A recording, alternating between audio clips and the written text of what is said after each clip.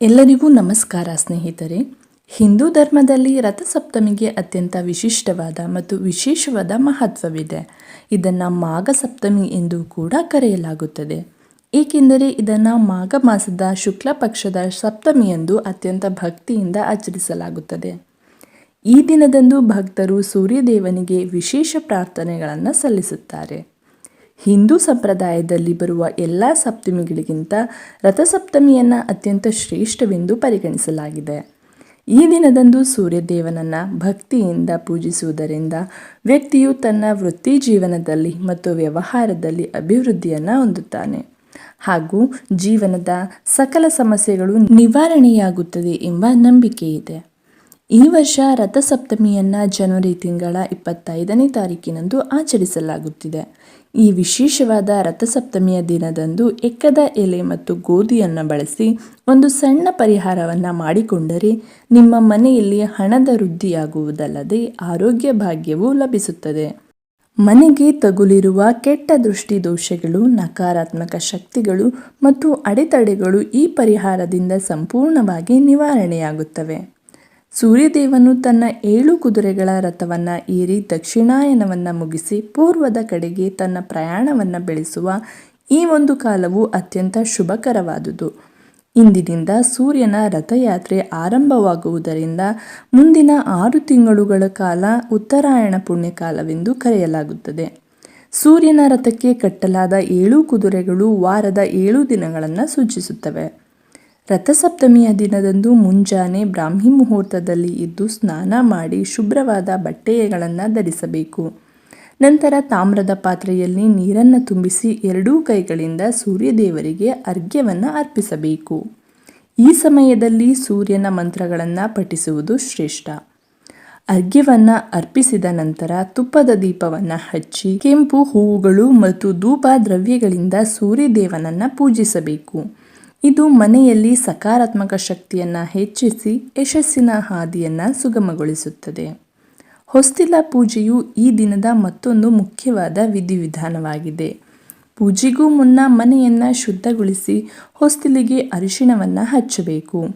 ಅರಿಶಿಣಕ್ಕೆ ಸ್ವಲ್ಪ ನೀರನ್ನು ಬೆರೆಸಿ ಪೇಸ್ಟ್ ಮಾಡಿ ಹೊಸ್ತಿಲಿಗೆ ಹಚ್ಚಿ ಅದರ ಮೇಲೆ ಸುಂದರವಾದ ರಂಗೋಲಿಯನ್ನು ಹಾಕಬೇಕು.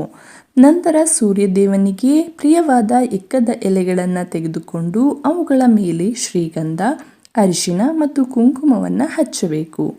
ಈ ಎಲೆಗಳ ಮೇಲೆ ಒಂದು ಹಿಡಿ ಗೋಧಿಯನ್ನು ಇಟ್ಟು ಅದರ ಮೇಲೆ ಮಣ್ಣಿನ ದೀಪಗಳನ್ನು ಇಟ್ಟು ದೀಪಾರಾಧನೆ ಮಾಡಬೇಕು. ಈ ದೀಪಕ್ಕೆ ಎಳ್ಳೆಣ್ಣೆ ಅಥವಾ ತುಪ್ಪವನ್ನು ಬಳಸುವುದು ಉತ್ತಮ. ಮನೆಯ ಹೊರಭಾಗದ ಹೊಸ್ತಿಲ 2 ಬದಿಗಳಲ್ಲಿ ಈ ದೀಪಗಳನ್ನು ಹಚ್ಚುವುದರಿಂದ ಯಾವುದೇ ನಕಾರಾತ್ಮಕ ಶಕ್ತಿಯು ಮನೆಯೊಳಗೆ ಪ್ರವೇಶಿಸುವುದಿಲ್ಲ.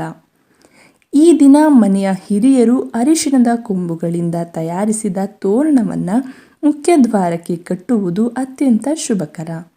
ಸಮಸಂಖ್ಯೆಯಲ್ಲಿ ಅರಿಶಿಣದ ಕೊಂಬುಗಳನ್ನು ತೆಗೆದುಕೊಂಡು ಅರಿಶಿಣದ ದಾರದಿಂದ ತೋರಣವನ್ನು ಸಿದ್ಧಪಡಿಸಿ ಅದನ್ನು ಭಕ್ತಿಯಿಂದ ಪ್ರಾರ್ಥಿಸಿ ಮನೆ ಬಾಗಿಲಿಗೆ ಕಟ್ಟಬೇಕು.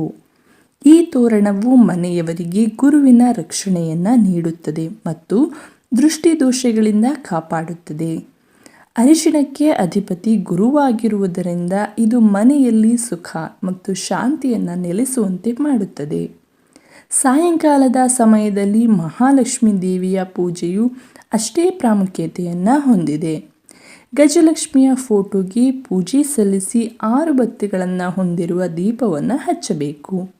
ದೇವಿಗೆ ಹಾಲಿನಿಂದ ಮಾಡಿದ ಪಾಯಸವನ್ನು ಅಥವಾ ಗೋಧಿ ಪಾಯಸವನ್ನು ನೈವೇದ್ಯವಾಗಿ ಅರ್ಪಿಸಬೇಕು.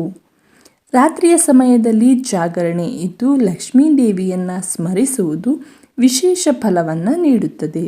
ದೇವಿಗೆ ಪ್ರಿಯವಾದ ಅರಿಶಿಣ ಬಣ್ಣದ ಕವಡೆಗಳನ್ನು ಬಳಸಿ ಶಬ್ದ ಮಾಡುತ್ತಾ ದೇವಿಯನ್ನು ಆಹ್ವಾನಿಸುವುದರಿಂದ ಮನೆಯಲ್ಲಿ ಐಶ್ವರ್ಯವು ಸ್ಥಿರವಾಗಿ ನೆಲೆಸುತ್ತದೆ ಎಂಬ ನಂಬಿಕೆ ಇದೆ.